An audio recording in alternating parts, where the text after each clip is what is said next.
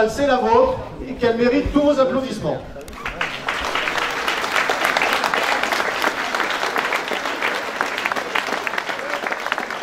Évidemment de ce ruban traditionnel, de ce ruban officiel qui vient évidemment inaugurer officiellement la salle multi-activité de Saint-Viance.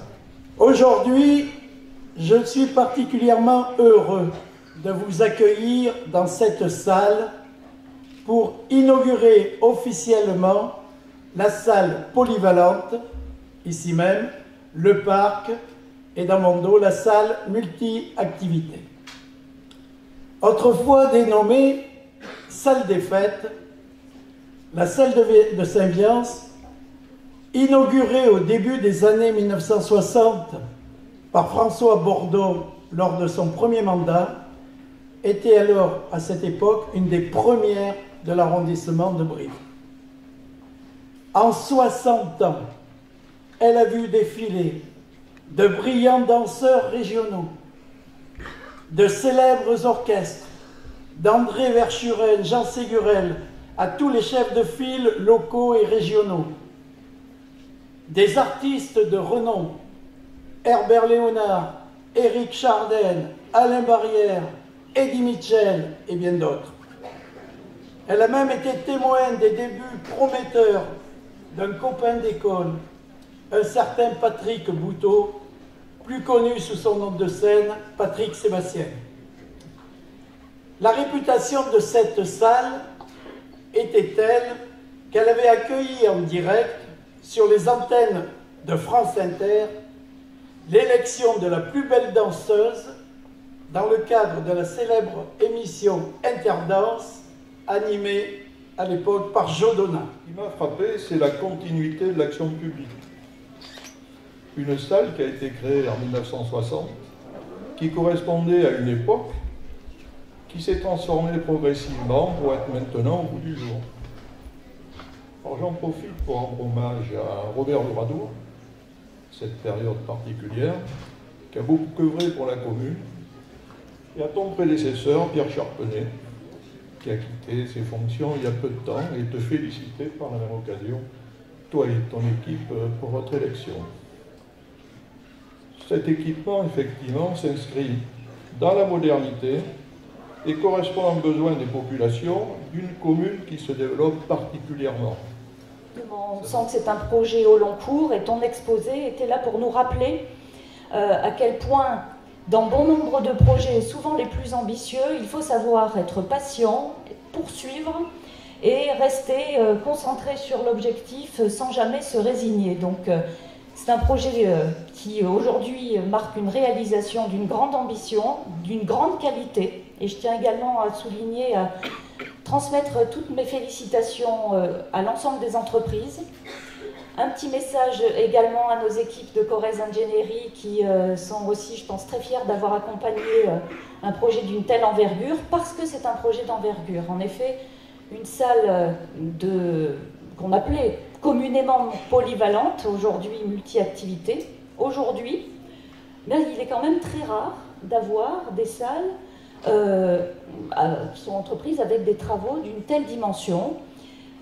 Très rare, et pourtant c'est nécessaire d'entreprendre cette transition énergétique, de pouvoir aussi les adapter aux enjeux énergétiques d'aujourd'hui, parce que la meilleure énergie, c'est celle qu'on ne consomme pas, direz-vous. Donc elle est parfaitement aux normes, d'une qualité acoustique remarquable, modulable, j'ai envie de dire prête à être utilisée largement.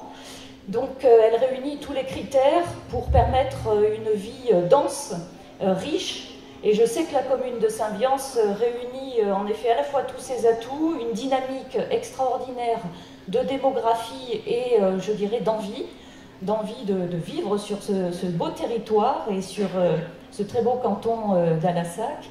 Donc je souhaitais tout simplement au nom du département vous dire à quel point on est ravis d'avoir pu accompagner ce projet dans toutes ses composantes. Ravi d'être aussi à vos côtés et en profiter pour féliciter l'ensemble donc du conseil municipal qui vient d'être élu. et toi bien sûr, cher Bernard, en tant que maire. Donc, et on est à votre disposition avec Didier pour poursuivre bien évidemment vos projets. Pardon. C'est avec grand plaisir que je réponds à ton invitation et je suis tout à fait heureux de voir autant de monde à une inauguration. En 22 ans de maire et que 18 mois de député, mais où j'ai fait quand même pas mal d'inaugurations, c'est la première fois que je vois autant de monde à une inauguration et je vous en félicite. Je vous en félicite parce que arriver à une inauguration, c'est la plus belle des récompenses que vous pouvez faire aux équipes municipales en place. On l'a compris, Bernard nous l'a très bien expliqué, 3 équipes qui ont mené à bien ce projet. Et c'est un projet de 4 ans, début 2019, du permis de construire. Je peux vous assurer que c'est du travail déjà administratif, aller rechercher des subventions, parce que faire aboutir un projet de cette ampleur à 1 218 000 €, si j'ai bien compté, donc avec 505 000 € de subvention, près de 45%, ben ça ne se fait pas tout seul. C'est des heures de travail pour le conseil municipal, c'est des heures de décision, d'autant plus que tout a été très bien pensé, que ce soit la transition énergétique, que ce soit l'aspect paysager, que ce soit la fonctionnalité. On voit que, Bernard l'a précisé, votre maire, tout a été bien pensé au point que la salle donc, multimodale, elle peut accueillir de par la mairie. De l'autre côté, il peut y avoir des manifestations. On peut se marier à Saint-Biance dorénavant et disposer d'une salle pour pouvoir faire la fête ensuite sur place avec la sécurité, monsieur le préfet, derrière, la prévention routière. Et c'est extrêmement important d'avoir un ensemble tourné sur l'aspect paysager avec en extérieur pour pouvoir aussi ouvrir la salle vers l'extérieur avec toutes les baies vitrées.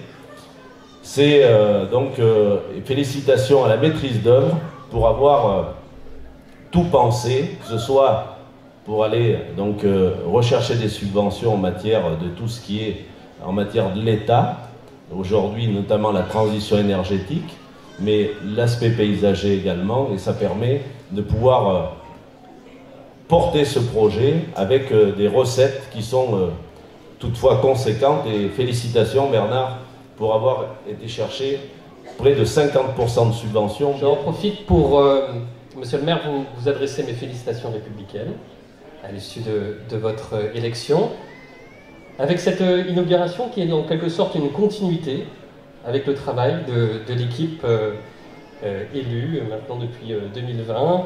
Et c'est un plaisir parce qu'une salle municipale, c'est un peu un lieu particulier dans une commune et qui fait commune. Parce que c'est un lieu où on y fait la fête, c'est un lieu où les jeunes apprennent aussi de la musique, font de la danse, c'est un lieu où les personnes âgées se retrouvent aussi. C'est un lieu qui en plus est ouvert vers l'extérieur, qui avec cette place s'inscrit dans la construction d'une commune ouverte. Et c'est un lieu de solidarité par excellence. Alors vous rappelez effectivement que nous avons participé aux côtés du conseil départemental, aux côtés de la communauté d'agglomération, parce que notamment cet équipement s'inscrit dans une volonté aussi de transition écologique. Vous le savez tous, nous sommes confrontés à une crise énergétique majeure et qui va durer dans le temps. L'énergie devient rare. C'est un bien précieux et il nous revient à tous d'être le plus sobre énergétiquement, que ce soit dans les bâtiments publics, mais aussi dans nos bâtiments privés. C'est un enjeu fondamental et qui est un véritable défi compte tenu du très grand nombre de bâtiments à rénover. Nous répondons présent, l'État, et on continuera à le faire notamment l'année prochaine, je le dis pour les maires ici présents, en particulier sur les écoles, qui nécessitent pour beaucoup d'être rénovées, et nous unissons nos forces avec les communautés de communes, communautés d'agglomération, et avec le conseil départemental. Monsieur le maire, je voudrais vous remercier parce que je sais que c'est tant d'efforts que de faire émerger un tel projet. Vous n'imaginez pas les mourons qu'on se fait, l'inquiétude quand on voit aussi les factures dépassées, ce qu'on avait prévu, les retards parfois apparaître. C'est beaucoup d'engagement, mais c'est grâce à vous, grâce aux élus de ce territoire, que nous voyons ces projets d'investissement. Je vous demande, s'il vous plaît, d'accueillir maintenant ces demoiselles magnifiques. Elles rentrent d'une tournée dans le Nevada et au Texas, les Sweet Ladies.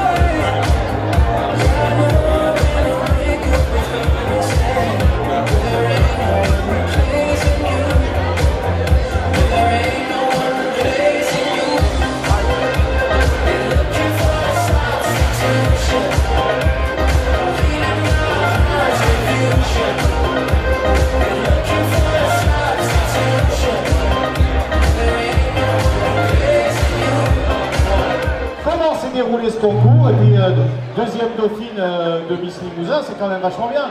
Est-ce que ça ouvre les portes au concours Miss France par exemple? Alors on est en deuxième dauphine de Miss Limousin, je ne peux pas participer à Miss France cette année, mais je peux éventuellement me représenter l'année prochaine. C'est une magnifique aventure que beaucoup de filles doivent vivre, je pense, pour prendre davantage confiance en elles et également vivre une belle aventure humaine et faire de magnifiques rencontres. Voilà, on va vous demander un petit peu de silence, parce qu'on a quelques questions à poser quand même à Miss Corrèze, parce que c'est pas rien d'être Miss Corrèze, c'est une sacrée responsabilité.